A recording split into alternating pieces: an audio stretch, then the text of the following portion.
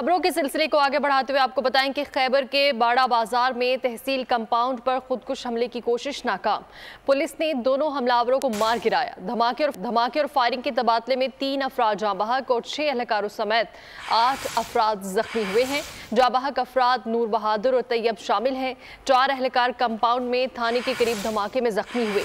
IG police के मुताबिक दहशतगर्दों का हदफ तहसील कंपाउंड था। 2 खुदकुश बमबारों ने कंपाउंड में घुसने की कोशिश की थी।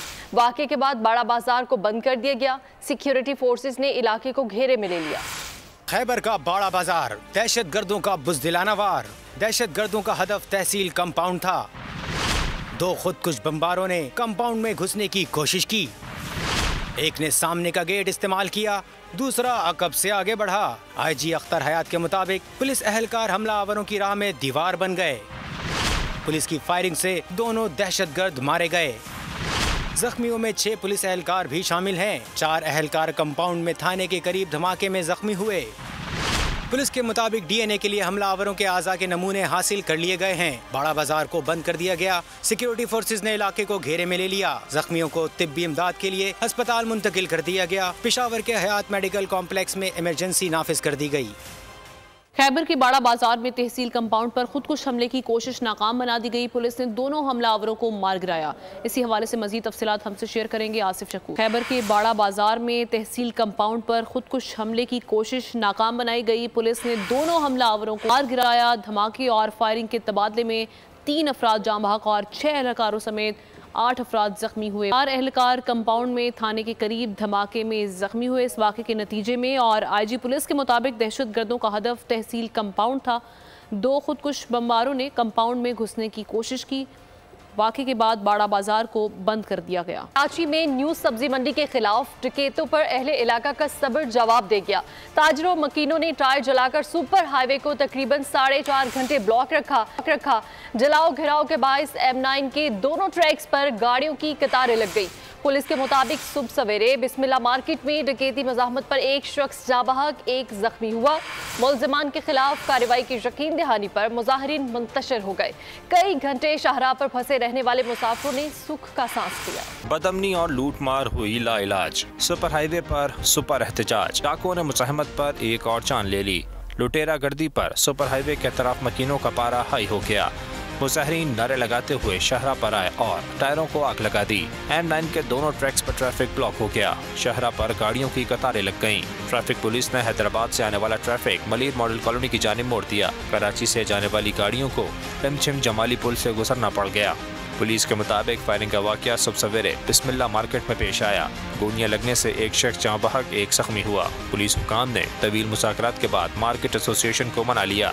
डकैतों के खिलाफ फौरी कार्रवाई की यकीन दहानी करा दी गई। मुसाहिरीन 4.5 घंटे बाद मुंतशिर हो गए। ट्रैफिक पे फंसे सैकड़ों अफराद को सुख का सांस नसीब हुआ। पर आपको देखें कि इलेक्ट्रिक को लाइसेंस में अबूरी तौसी मिल गई। नेपरा ने 3 माह के लिए लाइसेंस की तजदीद कर दी। कराची और अतराफ को बिजली फराहमी की जिम्मेदार के इलेक्ट्रिक के लाइसेंस की 20 साला मुद्दत आज खत्म हो रही थी। तजदीद करने या मुतालिक हतमी फैसला न होने पर नेपरा ने अबूरी रिलीफ देने का फैसला किया कि इलेक्ट्रिक की जानिब से लाइसेंस में तजदीद की दरख्वास्त कर रखी है। नेपरा तजदीद के मामले की अवामी समाअत करेगी, जिसके बाद लाइसेंस की मियाद बढ़ाने या ना बढ़ाने से मुतालिक हतमी फैसला किया जाएगा। और अभी ये खबर नहीं बल्कि ऐलान कि गाड़ियां दौड़ाने वालों जल्दी जल्दी पेट्रोल भरवा लो, क्योंकि पेट्रोलियम डीलर्स एसोसिएशन ने 22 जुलाई से पेट्रोल पंप बंद करने का ऐलान कर दिया है। डीलर्स के मुताबिक वजीर पेट्रोलियम को तहफुजात से आगाह कर दिया है, लेकिन जब गया हुकूमत ने मुनाफे की शरह 2.40% रखी, जो मंजूर नहीं। ईरानी और स्मगल शुदा पेट्रोल से सेल 30% गिर गई है। तहफुजात दूर होने तक पेट्रोल की फराहमी बंद रहेगी, लिहाजा तमाम गाड़ियां दौड़ाने वाले सार्फिन जल्दी से पेट्रोल भरवा लें, क्योंकि पेट्रोलियम डीलर्स एसोसिएशन की जानिब से 22 जुलाई से पेट्रोल पंप बंद करने का ऐलान कर दिया गया है। डीलर्स के मुताबिक वजीर पेट्रोलियम को अपने तहफुजात से आगाह किया, लेकिन उनकी जानिब से कोई जवाब नहीं दिया गया। हुकूमत ने मुनाफे की शरह 2.40% रखी, जो कि हमें मंजूर नहीं है। और आगे बढ़ते हुए आपको बताएंगे वज़ीर आज़म शहबाज शरीफ और उनके बेटे Hamza Shahbaz money laundering case में भी बरी। दोनों की दरख्वास्त बरियत मंजूर। एहतसाब अदालत ने महफूज फैसला सुना दिया है और अदालत ने शहबाज शरीफ और अहले खाना के मुंजमद असासों को भी बहाल कर दिया है। वज़ीर आज़म शहबाज शरीफ और उनके बेटे Hamza Shahbaz money laundering case में भी बरी हो चुके हैं। शहबाज शरीफ और बेटे हमजा को बड़ा रिलीफ, मनी लॉन्ड्रिंग केस में भी बरी। लाहौर की एहतसाब अदालत में मनी लॉन्ड्रिंग केस की समाअत हुई। अदालत ने वज़ीर आज़म शहबाज शरीफ और इनके बेटे हमजा शहबाज की दरख्वास्त बरियत मंसूर कर ली और महफूज फैसला सुनाते हुए दोनों को बरी कर दिया।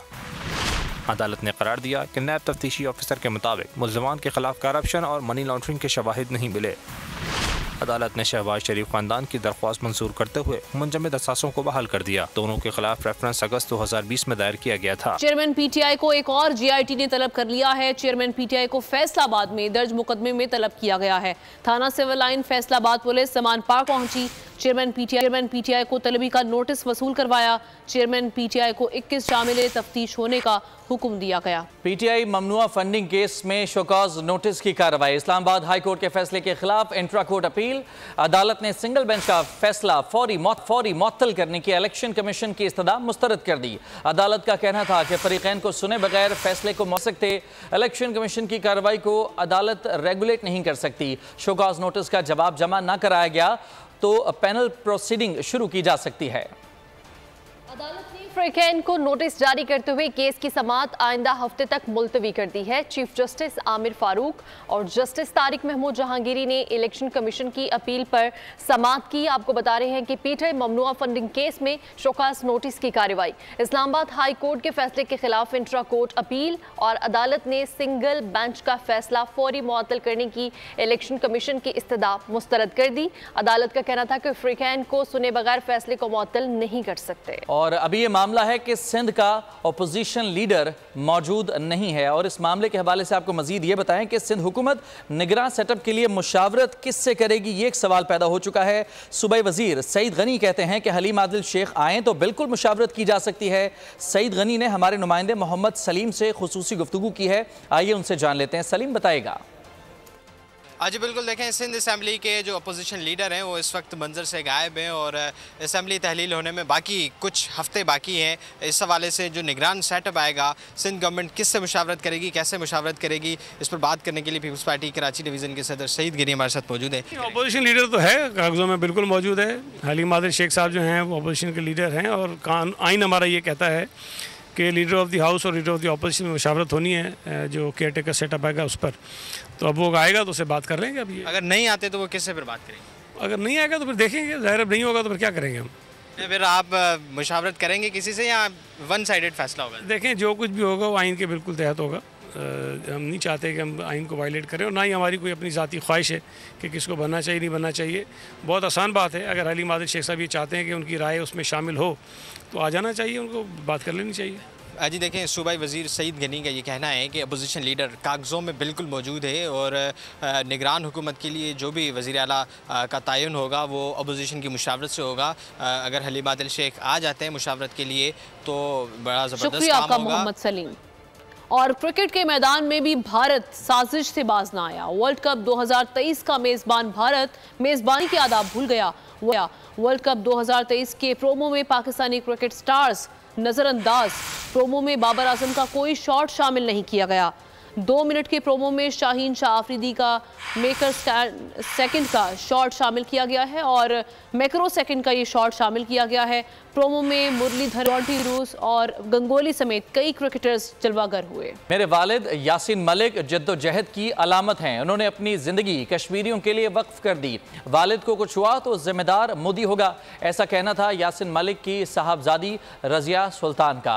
आज़ाद जम्मू कश्मीर कानून साज असम्बली इजलास से खिताब में उनका कहना था कि नरेंद्र मोदी ने मेरे वालिद को गैर कानूनी पाबंद सलासल किया हुआ है। वालिद ने अपनी सेहत, खानदान और दौलत सब आज़ादी कश्मीर पर कुर्बान कर दी। Malik, representing all Kashmiris, has been struggling against Indian illegal occupation and human rights violations in Jammu and Kashmir since 4 decades. He is struggling for the resolution of Kashmir dispute as per UN Security Council resolutions. I, Razia Sultan, daughter of Hurriyat leader Yasin Malik, today I have come to Muzaffarabad. Yasin Malik is renowned globally as a symbol of resistance and peace struggle for Kashmir. Now things have evolved in such a way that the Prime Minister Modi has shackled my father in a cell where he... बिजली के bill में radio fees, आपके ख्याल में ये फैसला दुरुस्त है, हाँ या नहीं? वोट पोल में आप अपनी राय का इजहार करें। बिजली के बिल में रेडियो फीस का भी इंदराज, आपके ख्याल में ये फैसला दुरुस्त है, हाँ या नहीं? इसका जवाब आप अपनी राय के जरिए इजहार कर सकते हैं बोल के पोर्टल पर। और बिजली के बिल में रेडियो फीस, आपके ख्याल में ये फैसला दुरुस्त है, इसका जवाब हाँ या नहीं में आप अपनी राय का इजहार कर सकते हैं। मोबाइल लोन एप्लीकेशन से कर्ज लेना आवाम के लिए अजाब बन गया। सूद की ज्यादती और धमकियां, शहरी ने अपनी जान ले ली। बोल ने दिया अपने आवाम का साथ, उठाई इस स्कैम के खिलाफ आवाज। जो है लोन देने के हवाले से फ्रॉड बन रही हैं और लोगों की जिंदगियों से और इनकी इज्जतों से भी खेल रहे हैं। तो मैं ये समझता हूँ यहाँ पे 2-3 बड़ी अहम चीज है। ये है कि ऐसी एप्स जो कि एक्सेस प्रोवाइड कर देती हैं टू दी कॉन्टैक्ट्स और उसके अलावा टू द गैलरी। बोल की खबर पर इदारों ने भी कस ली कमर, लिया एक्शन। बोल की काविशें बराबर साबित हो गई। ऑनलाइन कर्ज माफिया के गिर्द घेरा तंग हो गया है, क्योंकि बोल है पाकिस्तान का नंबर 1 न्यूज चैनल। सब्सक्राइब करें और बेल दबाएं ताकि कोई खबर रह न जाए।